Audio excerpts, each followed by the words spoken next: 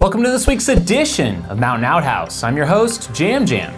This is the craziest to happen in running this week. This week's stories include the Coconino Dream Team assembles, cheaters caught on the Ultra Trail World Tour, and the 100-mile world record holder wins against comrades champions. Before I begin this week, if you're watching this video on YouTube, do me a solid and click that sweet little subscribe button down there. Yeah, right down there. We're on the road to 10,000 subscribers and getting pretty dang close. Help a Jam Jam out. Thank yous for days. Now, on to the news. We reported last week on the Istria 100 mile in Croatia, which is part of the Ultra Trail World Tour, but have an update this week with the announcement by race directors of 2 instances of cheating at the race. The first was by runner Dean Novacell, bib 653, who took 3 separate shortcuts during the race. In their official release, they even showed maps on exactly where this happened on course. The official decision by race organizers was to assess a 3-hour penalty in lieu of a disqualification. The other was a true disqualification to runner Dario Spandari, bib 179. There was no map data provided, but he failed to go through a control point at one of the aid stations, cutting the course in such a way that he skipped directly ahead to the next checkpoint. We're guessing this was a more egregious violation, hence the DQ. In this week's Ultra Fashion, we have a rising star in the sport who is setting some major fashion trends. Not only is he rocking the crop top, which was quite in back in 2016, remember the crop top wars? But he's probably the only one in the sport racing in a Speedo.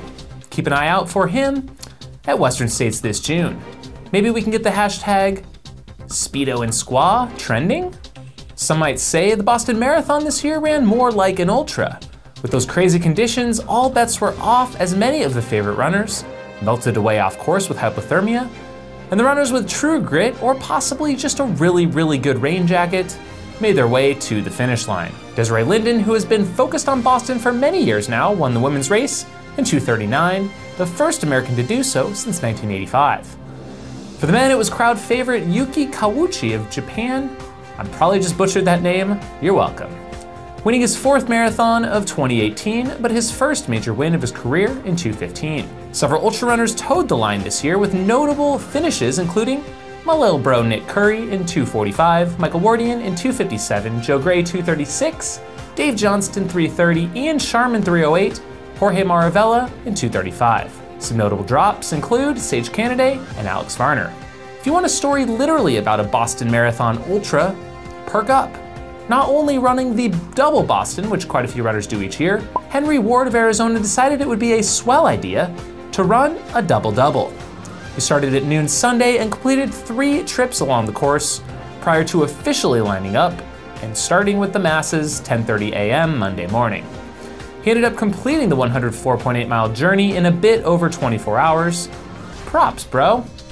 He did the run to raise money for Runwell, an addiction treatment center that encourages healthy lifestyles, like the Boston Quad.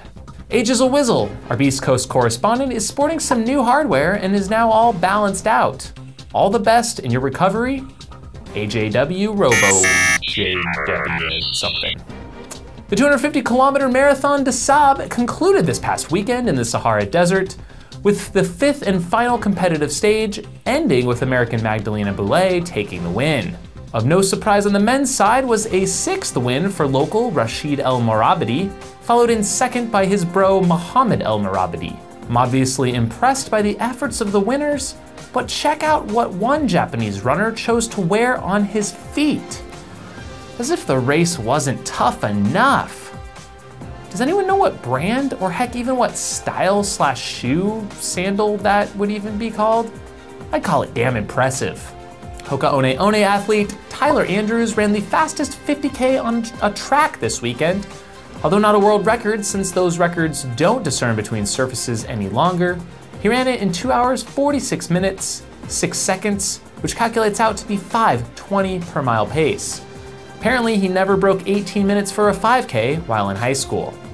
Hey, neither did I. Does that mean I'm on my way to a record-setting track run? No. No, it doesn't.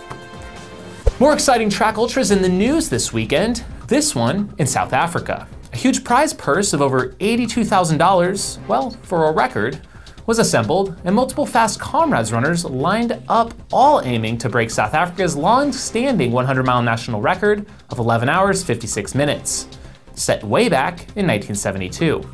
Just listen to the credentials of some of the field. Rufus Photo with a comrade's best of 5 hours, 35 minutes, Timothy Munz Helele, a 2:24 marathoner and 5:58 at comrades, Bethul Netshenze, a 2:11 marathoner and 2 Oceans winner last year, Lutendo Mapoto, 2:18 marathoner and comrades best of 6 hours flat, Lucas Nanyanya, 2:21 marathoner, comrades best of 5:39, Peter Muthabi, a 2:19 marathoner, comrades best 5:49, and finally coming down all the way from Russia, and honestly I feel like this came out of nowhere, 100-mile world record holder and now aged 50, Oleg Kharitonov. Basically, if you assembled an ideal cast of characters to go after the 100-mile national or world record, this would probably be an ideal field. Minus, of course, any fast Americans that would be awesome to see line up, like Bitter, Reagan, Walmsley, Canada, etc. So what happened? The fast comrades and marathoners all blew up between miles 28 and 83, with most dropping out. This paved the way for the experienced Kharitonov to take the overall win in the race in a blazing fast 13:27.26. So 16 years after his world best of 11:28, he's still got some speed, especially at age 50. Just as we saw the brutal conditions at Basin this year, the heat can be an equally brutal element to deal with while outrunning a marathon. We caught this clip of race leader Callum Hawkins repeatedly fall at the 40K mark of a marathon he ran recently, suffering from some sort of heat exhaustion. All I have to say is, marathons are hard. The final chance for athletes to snag a golden ticket for this year's Western States brought many top runners again to the Lake Sonoma 50 Mile, a stunning rolling course near wine country organized by the incredible Tropical John and his team, and it's no wonder it attracts the best of the best year in, year out. So let's get to the race. It was dominating performances by both Jim Walmsley and Keely Henninger that began the tale of the weekend, but neither took the golden tickets, as Walmsley had already secured his spot via Ultra Trail World Tour, and Keely is focused this year already on the Lavaredo, saving her chance to race Western for a year she says she'll be more ready. Walmsley ran a 5:51, which is just mind-blowing. That's 9 minutes under his record set 2 years ago, which was already 9 minutes under Alex Varner's 2015 course record. Keely, on the other hand, was only 5 minutes over Stephanie Howe Violet's CR, with the second fastest all-time in 7:13.55. Moving down the line, dreams came true for both Jared Hazen and Eric Sensman, who snagged up the final 2 men's spots with their 2nd and 4th place performances. 3rd place, Mario Mendoza, already won his way in earlier this year at the Bandera 100K. Sensman has had a couple of heartbreaks with the golden ticket system, coming up short the past 2 years at Black Canyon, placing 3rd last year and dropping due to illness this time around. And with that, the Coconino Dream Team has been assembled for the 2018 Western States, with Jim, Tim, Jared, Eric, and Cody all hailing from Flagstaff, all in for the big dance.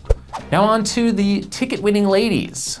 First, it was Taylor Nolan securing her spot with a 2nd place finish behind Keely. Taylor was just outside a ticket spot earlier this year at the Sean O'Brien 100K, but came back and nabbed this one this time around. In 3rd and also in ticket territory was Camellia Mayfield, just a minute behind Taylor. She's been at it for a few years here doing ultras, and won last year's Waldo 100K. It seems an all too common occurrence for Jim to be taking wrong turns at races. He famously did so at Western States in 2016 and even last month at Alto Sil, but now for the first time ever, thanks to former and possibly still current Outhouse correspondent Debo, we have the rare moment captured on film. Let's go there now.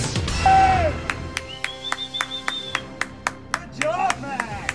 Fuck yeah, good job! My God, bro. You are insane. Good job. Out of your mind, kid. Good fucking job. Finish it up, man. You're an absolute freak. Hey, up here, Jim, up here. Oh, well, you're lucky we were there, Jim. Can't be missing left turns. All right, buddy, finish it up. Wow, big save there, Debo. Yeah, but in all reality, he was literally within sight of the finish. Next, we turn our attention to the Zumbro 100 in Minnesota, which saw some of the worst conditions I've ever heard of at a 100-mile race. An already cold, muddy, and wet course saw a blizzard move through mid-race with quickly deteriorating conditions. So much so that they even had to cancel the 17-mile distance accompanying the 100-mile and 50-mile events that were supposed to start Saturday morning, the day after the ultras began.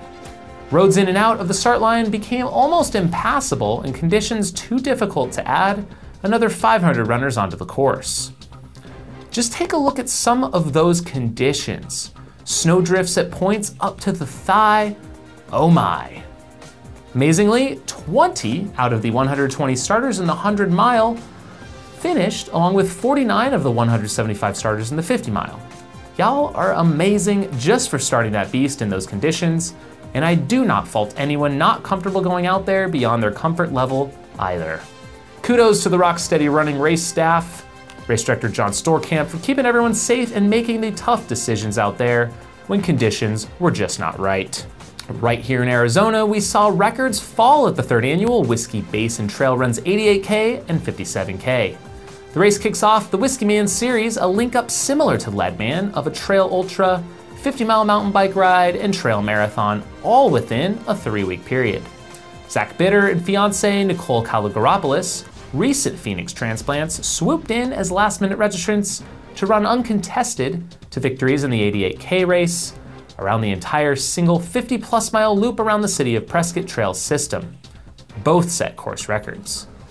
Y'all should check that one out sometime. Full disclosure, that's one of our very own events, so take what I just said with a grain of salt, but not too much salt. Don't want your electrolytes to get out of whack. Well, just as a reminder, you can also access this show on our very own audio format on Apple Podcasts, Google Play Music, and Spotify. Search Steep Life Media where you can, and be sure to subscribe. If you dug the show, be sure to also smash the subscribe button. That's right, we're nearing the 10K subscribers mark. Be sure to turn notifications on so you don't miss a single show.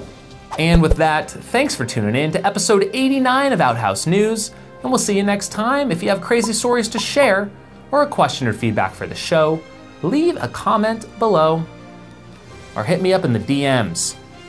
Hit me up in the DMs. If you'd like to directly support the show financially, consider becoming a Patreon supporter of this channel or check out the link below to own this very pair of Jam Jam's broccoli sunglasses, which comes with its own certificate of authenticity and a Mountain Outpost sticker pack. We've also got some new merch coming soon, so keep an eye out. Have a week.